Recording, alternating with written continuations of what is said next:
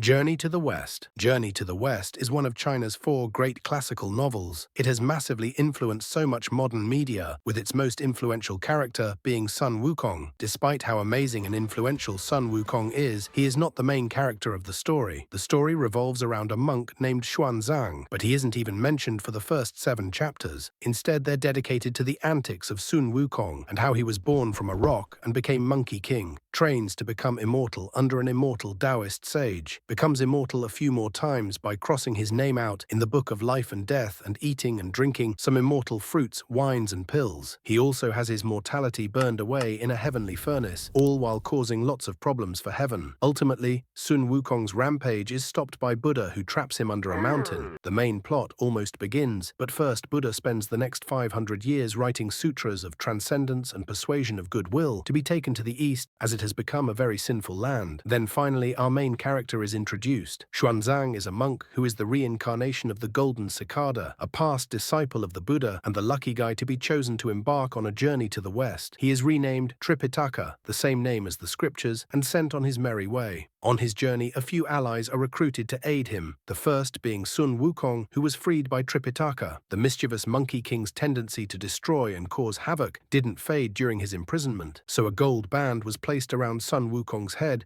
which Tripitaka can tighten to cause Sun Wukong immense pain. Now that Sun Wukong could be kept in line, the next party member is introduced. Zhu Bajie, or Pigsy for short, was once a servant for heaven. He is generally lazy and was banished from heaven for flirting with the moon goddess. The next to join the adventures is a river ogre, Sha Wu Jing, or Sandy for short. Both Sandy and Pigsy embark on this journey in search of forgiveness for their sins. The final addition to the gang is the third son of the Dragon King of the West Sea, who serves the great role of being Tripitaka's horse. Now this band of miscreants has been assembled. The real journey to the west begins spanning 14 years and over 100,000 miles. It mainly consists of Tripitaka being kidnapped by demons, as it was believed eating his flesh would grant immortality, and then Sun Wukong saving the day, sometimes with the help of divine intervention. Eventually the journey is completed. Sun Wukong and Tripitaka are granted enlightenment, while the others are forgiven of their sins. One Piece. The story of One Piece begins with the execution of the pirate king Gol D. Roger, his final words being a challenge to the world. Roger has left all his treasure in one place, but to find it you'll have to search the whole world. This treasure is named the One Piece and inspires an age of pirates to go and find his treasure. 12 years later we find our protagonist Monkey D. Luffy. His dream is to become a pirate and join the crew of red-haired Shanks. Luffy consumes a devil fruit known as the Gomu Gomu no Mi, which turns him into a rubber man, but then gets into some trouble with bandits and is saved by Shanks at the cost of his left arm. Luffy then exclaims to Shanks that he will surpass him and become king of the pirates. 10 years pass and Luffy sets off on his legendary journey but decides he needs a crew. The first two to join his crew are Roronoa Zoro and Nami, each with the dream of becoming the world's strongest swordsman and mapping the whole world respectively. Then Usopp, a cowardly liar looking to become a brave and respected warrior. Then we have Sanji, Chopper, Nico Robin, Frankie, Brook and Jinbei, who all join for their own reasons. Even though the crew journeys for the One Piece, that isn't really what the story is about. Opposing the age of pirates are the Marines. They're supposed to be the good guys who maintain order and justice, but the world government is corrupt, leaving islands oppressed and people kept under fear and mistreated under prejudice. Luffy's story is about fighting against a corrupt government for freedom. The stakes of Luffy's journey blow the story into epic proportions. It isn't just about a boy's dream of finding the One Piece, it's a global revolution for freedom and the bonds forged in the fires of battle. It was never about what was waiting at the end. The real One Piece was the friends they made along the way. It better not be. God of War. Years have passed since we last saw the Spartan warrior Kratos, who has a very, very colorful past. That aside, Kratos now lives the simple life of a mortal man and has a son called Atreus. Kratos was clearly too happy with his new family, so his wife passed away and the story never really explains why. This is where his journey starts, as Faye's final wish was to have her ashes scattered at the highest point in the 9 realms. The specific trees Faye wanted for her funeral pyre were marked before she died, so Kratos chops them down and collects them. As her ashes are being collected, an unexpected visitor arrives, Baldur, who wants answers. Baldur is the son of Odin, who was cursed as a child, making him invulnerable to any and all injuries at the cost of being unable to physically feel anything at all. He was tricked by Odin into believing that Faye could cure his curse, so he was searching for her. The trees marked for Faye's funeral created a protective barrier that hid Kratos's and Faye's home from the gods. Now the trees were gone, Baldur was at the door. Kratos makes swift work of him, then the journey commences. However, there are two journeys for Kratos to embark on. He kept his colorful past hidden from his new family, but carries the memories with intense shame and self-loathing. Kratos acts cold towards the boy, as Faye took care of the gentle parenting. With her gone, Kratos is thrust into the role and doesn't really know how to act as a father. With the past hidden, Atreus doesn't know he is a god, which causes him to fall ill on their journey. Kratos has to face his past in order to save the boy and tell Atreus what he is. With some good father-son bonding done and a few more gods killed, Kratos reaches the end of both his journeys, being a better father through accepting who he is and what he's done, and scattering his wife's ashes at the highest point in the 9 realms.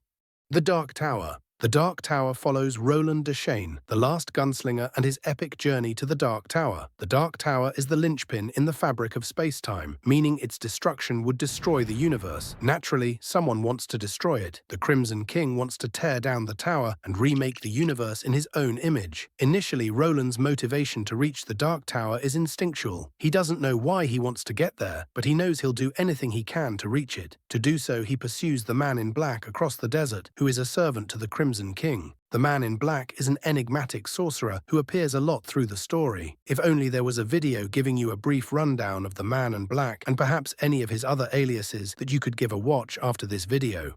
The purpose of the Dark Tower is revealed to Roland by the man in black, showing him his journey's purpose: to stop the Crimson King. Roland then assembles a crew to travel with him, being pulled from New York City at different points in time. For the bulk of their journey, the K-Tet, as it is called, travels towards the Dark Tower guided by a beam. A beam is a physical force that holds up the Dark Tower that is infinitely old. There are 6 of them, each having 2 guardians. The road to the Dark Tower is treacherous, with a lot of encounters with this guy. The story gets very complicated. Stephen King wrote himself into the book, and there really is too much to cover, so go read it yourself if you're interested. I highly recommend it. Eventually, after defeating the Crimson King, Roland gains access to the Dark Tower. When traveling up, he peers into rooms to see moments in his life, until finally he reaches the top. Instead of finding an all-powerful god to question, or a universe-ending power, Roland opens the door to the desert he started in. His memories are wiped, and he is again chasing the man in black through the desert in search of the Dark Tower. Roland's journey is actually more about the journey than the destination. Throughout the books, you see Roland use people as tools to reach the Dark Tower. He's cold, choosing to let people die just so he can get closer. During his travels, his relationships with his quartet break down his hard walls and humanize him, but clearly didn't humanize him enough. Upon appearing in the desert again,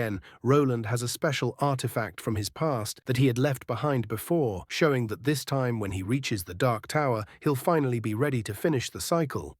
The Lord of the Rings. The journey begins at the Shire, a beautiful little place and the home of the hobbits. Hobbits are peaceful folk who like food. One such hobbit is Bilbo, who has a magical ring which he acquired on his adventures with this wizard, Gandalf. Bilbo goes off to retire after reluctantly giving up the ring to his beloved nephew Frodo. Gandalf reveals to Frodo that the ring is actually very bad news. Way back when, the Dark Lord Sauron created 20 rings of power, 3 rings for the Elven kings, 7 for the Dwarf Lords, 9 for the mortal men, and 1 final ring for himself. Sauron wanted to use this one ring to enslave the leaders of Middle-earth, as whoever had the one ring could control all other 19 rings and the people wearing them, which would make him the Lord of the Rings. He almost conquers the world. However, the human king chops his fingers off, but because Sauron poured his life into the ring, he can't die until it is destroyed. Before it could be destroyed, the ring corrupted the king and was then lost for 1,000 years. This magically evil ring was the same ring that our protagonist Frodo had in his hands. Now Sauron's woken up, he's hunting for the ring, so they've got to get it out of the Shire. Of course, Gandalf can't take the ring, so innocent, corruptible Frodo has to carry the ring. So Frodo and his gardener, Samwise Gamgee, set off to do a lot of walking. Then they're joined by two more hobbits, Merry and Pippin, who seem to be bad luck as after this, they have their first encounter with the Black Riders who are hunting Frodo for the ring. After being saved by some strikingly good-looking heroes, the gang find themselves in the Elven Kingdom to decide what to do with the ring. Here, Frodo realizes his adventure is just getting started and says he will take the ring to Mordor to destroy it in the fires of Mount Doom where it was created. He is joined by Aragorn, the long-lost descendant of the ancient line of kings, Legolas the elf, Gimli the dwarf, Boromir another human, and the rest of the not-so-useful but very loyal hobbits. It's a good thing they decided to join him, as we know an adventurer needs a gang to travel with, and from here it is mostly smooth sailing. For Frodo, he strolls right into Mordor and...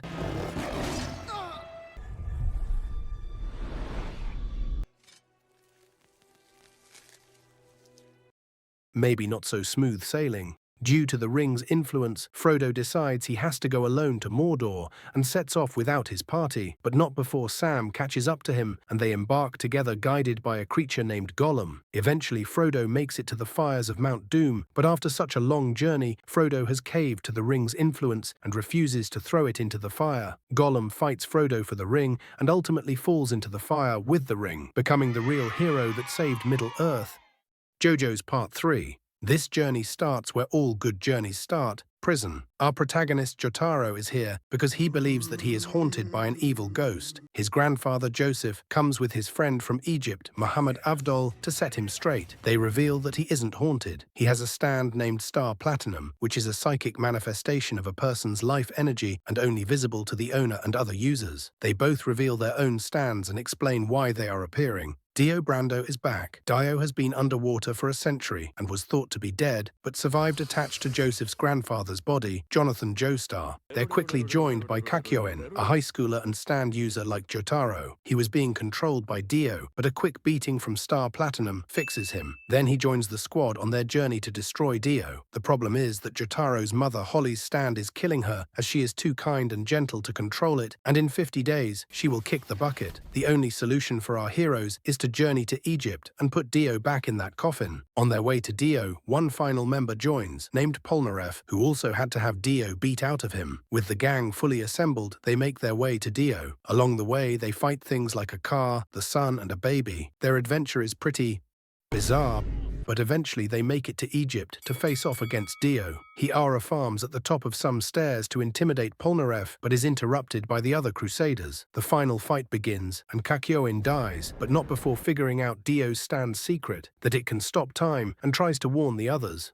Joseph catches on to Kakyoin's warning, but Dio stabs him with a knife. Dio is almost defeated by Jotaro faking his death, and Polnareff getting a sneak attack. He snacks on Joseph and powers up, drops a road roller on Jotaro, but Jotaro just manages to save himself. He destroys Dio's stand, the world and Dio himself, saving Holly and finishing their journey. Dark Souls. This journey doesn't start at the beginning. You have to go back to understand what is really happening. In the beginning, the world was shrouded in fog, where nothing happened. It was ruled by dragons that were neither alive nor dead, just there. Then suddenly fire appeared, which brought about the idea of disparity. Fire brought hot and cold, light and dark, life and death. The fire held 4 souls of immense power that were collected by creatures under the surface of the world. The soul of the dead was claimed by Nito, the soul of life was claimed by the Witch of Izalith and her daughters of Chaos, and the soul of light which was claimed by Gwyn, Lord of Sunlight. The final soul was the Dark Soul, which was taken away by humanity's ancestors and hidden. The lords challenged the dragons with the power of the souls. They were able to win once a dragon betrayed his kind. Now the dragons were gone. Everything was good for a while, until the fire that started everything started to fade. It was prophesied that from humanity, a Dark Lord would be born to end the Age of Fire and bring about the Age of Darkness. Gwyn feared this and the growing power of humanity. Gwyn sacrificed himself to rekindle the flame and prolong the Age of Fire, but this was only temporary. That is finally where our journey starts. As the chosen undead, you battle through what remains of Gwyn's kingdom and gather the Lord's souls. The world is rotting and people are marked with the dark sign, causing them to turn hollow. You journey through the lands fighting this affliction mission. Upon obtaining all the Lord souls, you find yourself at the kiln of the first flame, where the first fire was discovered. You battle a hollowed Gwyn and become the Lord of Cinder. You can sacrifice yourself to rekindle the flame, but this would only be temporary, and years after your sacrifice, the fire would fade again, and another chosen undead would need to rekindle to preserve the Age of Fire. Or you could choose to turn your back on the Age of Fire and bring about an Age of Darkness, just as prophesied. The Odyssey. This journey begins in the ruins of Troy with our main character Odysseus, the guy who came up with the Trojan horse. When the Greeks won, they committed horrific war crimes which angered the gods, most importantly Zeus. So as Odysseus tries to leave Troy to head back home to Ithaca, Zeus sends a massive storm to blow him off course. The story hereafter shows how much the universe hates Odysseus and wants him to suffer as much as possible, so much so it takes him 10 years to get back home to Ithaca. Yikes. Odysseus and his crew initially wash up on an island of lotus eaters, where eating a lotus will make you want to stay there forever. Of course, most of his crew eat the lotuses and have to be dragged away by Odysseus to continue their journey home. They set out again, only to end up on an island full of cyclopes. Some of his crew is eaten, but Odysseus, being the crafty man he is, manages to escape with some of his crew, not without hurting the Cyclops Polyphemus, son of Poseidon, who makes it his mission to make Odysseus's life worse. The crew's next stops consist of more of Odysseus's crew being stupid and more monsters chowing down on the crew. They arrive at an island which is home to the sorceress Circe, who turns some of the crew into pigs. With some divine assistance, Odysseus makes her turn them back. Circe tells them their journey hasn't been hard enough yet, so they have to go to the underworld to talk to a dead prophet who knows how he gets home. After reaching the underworld, he is reunited with some dead pals and told that they all might make it home as long as they do not eat Helios's pet cows. Continuing his journey, Odysseus and his crew sail past a few more monsters with minimal casualties until eventually being stranded on the island of the sun, which is inhabited by Helios's golden cows. Naturally, one of Odysseus's crew decides to ignore the warning and eats a cow. So as they set sail again, Zeus strikes their boat with lightning, killing the entire crew, except for Odysseus, who is left with only a piece of driftwood to hold on to. Odysseus still hasn't gone through enough, so Zeus blows him back into some sea monsters, which he escapes and finally washes up on Ogygia. He spends the next 7 years here with the lonely, gorgeous goddess Calypso, who kept him captive as her love prisoner. It should have been me! After 7 years, the gods finally decide to let him leave and go home, and things are finally looking up for Odysseus. However, Poseidon is still angry and destroys Odysseus's raft ship, wrecking him on another island. This one is a bit better than the others, as the king of this island decides to give Odysseus a boat to sail home with. He makes it back home and finally reclaims his place on the throne. That's everything from me. Like and subscribe and let me know in the comments if you want to see a part 2.